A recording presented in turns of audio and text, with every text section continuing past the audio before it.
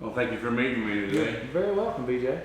I just wanted to go over a few things with you. Absolutely. Maybe go over the sewage treatment plant, but first I'd like to ask, would you like to comment on the Pilgrims Pride saying they're not coming to Franklin Springs? Well, myself and the council have been saying for 2 months that there's nothing involved with a contract, any kind of agreements with Pilgrims Pride, and I don't know even to this day, BJ, if people still believe, even with Pilgrims Pride making the statement they made, that it's not coming. But time will tell, and people will see over time that what we've been saying for the last 2 months and the statement Pilgrims Pride put out is the truth. And that's all we can do is take that and move forward. And we have reached out to Pilgrims Pride for comment. They have yet to do so, but we are taking the Franklin County Citizens Leadership page, and we're taking their comment as Pilgrims Pride's comment. Are you running for re-election? I am. You are? I am. So what's motivating you to run for the election? Well, I've served the citizens for 16 years, and I've enjoyed every minute of it. Now, there's been some highs and some lows, and here lately there's been some negatives, but you don't get into things for personal gain. You get it for the right reasons. I ran for my family, for my kids, hopefully for my grandkids, and I just want to be able to leave a better city for them and honestly, BJ, it's a great city. Yes, it is. And it's a great place to live and work and play, but I just want to help protect it. I want to be involved in what does come and what does not come, and just to live up to these gentlemen that are on the wall right here. That's a picture Long lineage of all the mayors, and one of them happens to be my father. But I love Franklin Springs, and I love the people, and I'm going to fight for them, and I'm going to stand for them. So that's why I did run, and that's why I'm going to run again. How do you feel that your last term has prepared you for the next? Well, it's just like anything else in life.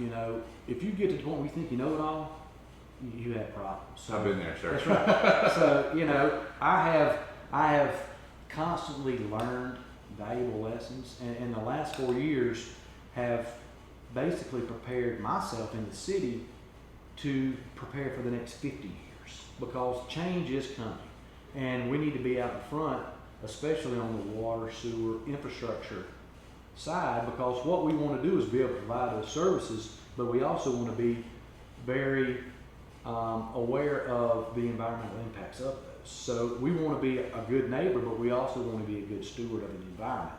But that takes a lot of planning, just like with the wastewater treatment plant. We've been looking at this since 2018. Yes, sir. And it's not come to fruition yet, but it will. But we want to do things right. But that's, I think, the biggest thing in the last 4 years is prepared me to look way down the road when you and I probably won't even be here. Yes, sir. But just to plan and prepare this great city for the future. Well, since you touched on the sewage treatment plant, what would you say to anybody who is wanting to maybe sell their homes or leave the river area due to the sewage treatment plant being on the river? Right. Well, I would urge them just to take a deep breath, because wastewater is a good thing. And there are already multiple wastewater treatment plants. And I'm going to give you a map when we're done that you can put with this. Yes, sir. That shows the numerous wastewater treatment plants that already discharge into the river.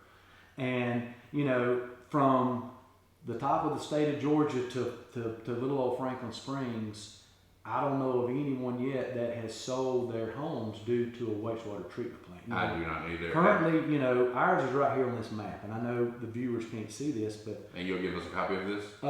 you can take a video of I'll this. take a shot I'm of gonna give you I'm gonna give you a map from the EPD of all the wastewater treatment plants. Thank you, sir. That discharge into the current river, Broad River, and if you notice, beside our current wastewater treatment plant, you have Emmanuel University softball complex, baseball complex, intramural fields, right across the road.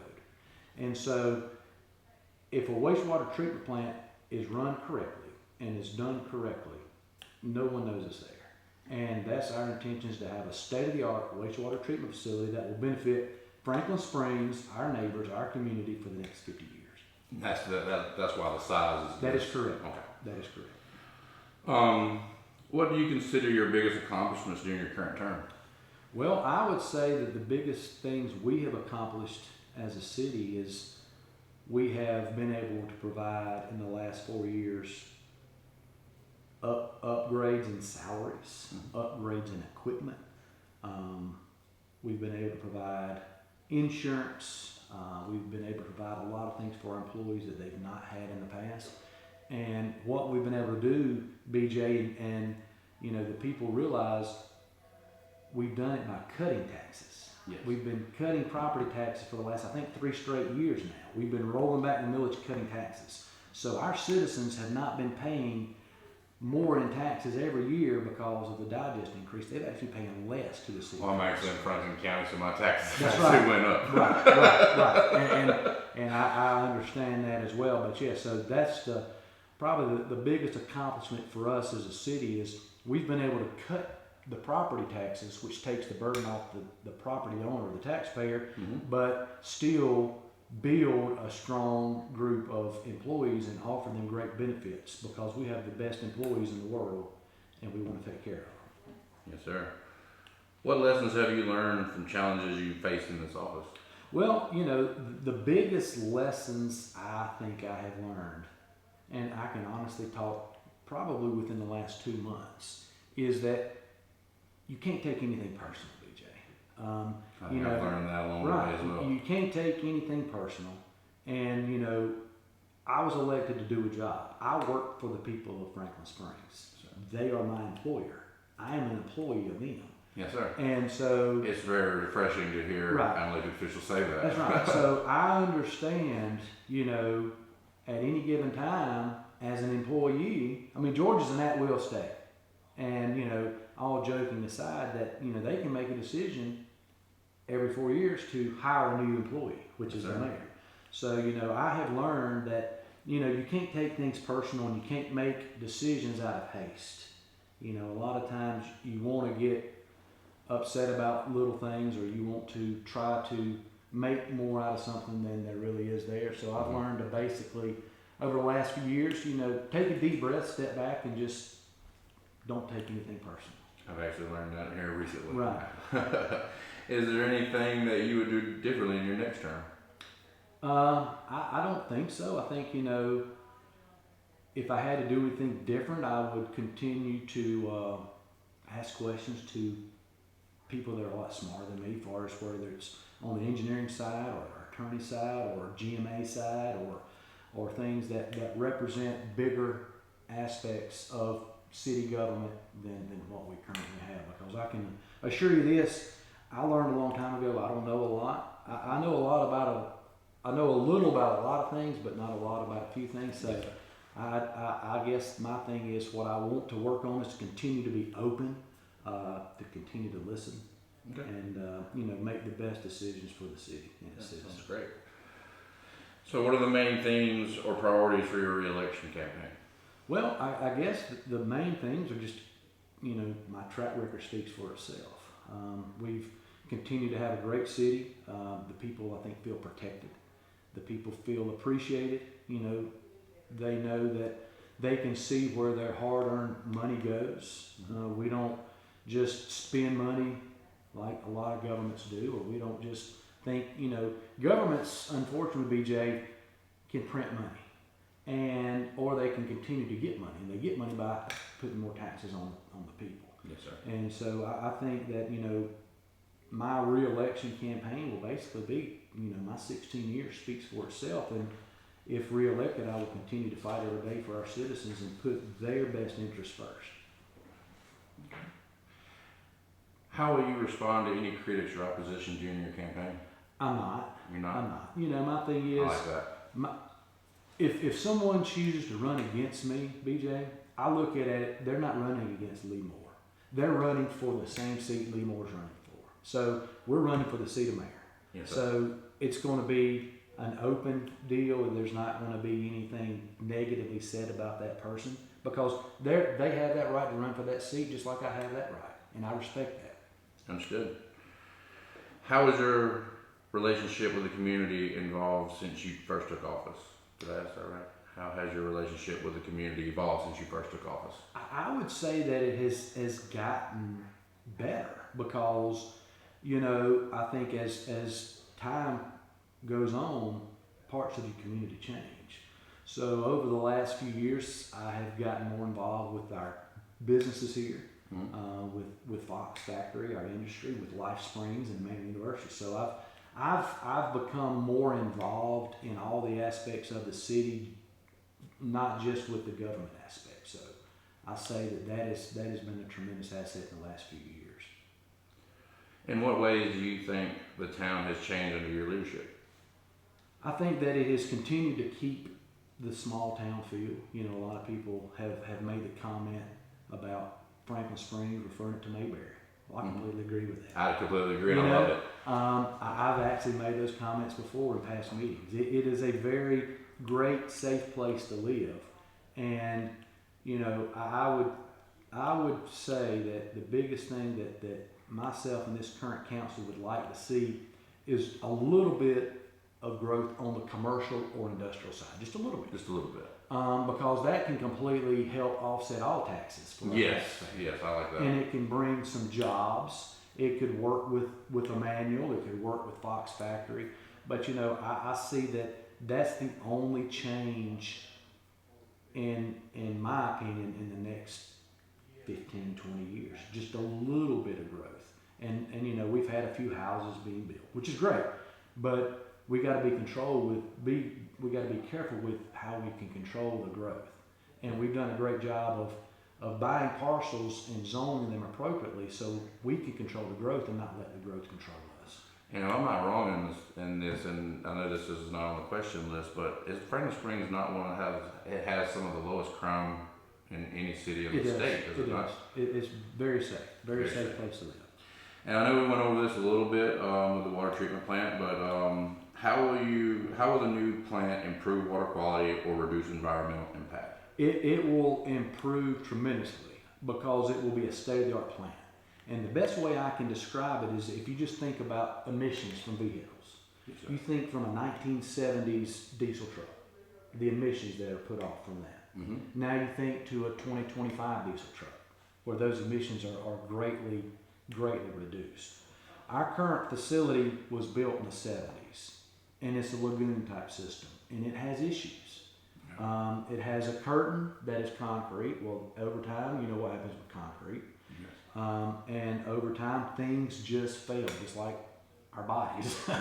So as we get older, we understand this process. But with a new wastewater treatment facility being built right here, it will put clean water back into the river, which the river desperately needs. It will be clean, treated water that will not hurt anything in the environment. The EPD monitors us currently and will monitor this facility daily. There's stringent guidelines. You have to walk a tight line. And when the EPD says something, not only do we say, yes sir, or yes ma'am, we say, we need to jump how high and how far. So we go above and beyond to get any issues addressed immediately, because if not, there's very stiff repercussions for that. I just like to let the citizens of Franklin Springs know that I've actually reached out to the EPD, and they said that Franklin Springs does hold up to all EPD standards. And that is correct. Is the plant designed with future population growth? We've already covered that. I'll get that out. What kind of maintenance or upgrade will be required over time? Over time, it will be like anything else, but you know, hopefully it will be minimal upgrades. We are building a facility that there's a lot less work involved than currently. Currently, we have a grit chamber that our guys have to check every single day.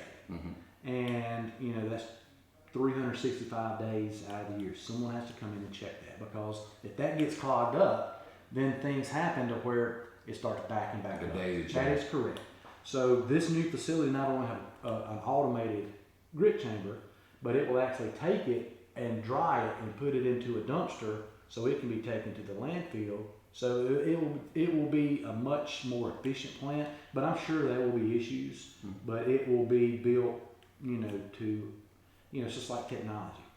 Technology is good today, but it's already behind tomorrow. Yes, sir. So there will be things that need to be updated, but with the one we built in the 70s, we've had to make some improvements to certain things because, EPD has different regulations. Every year they might come out with something new.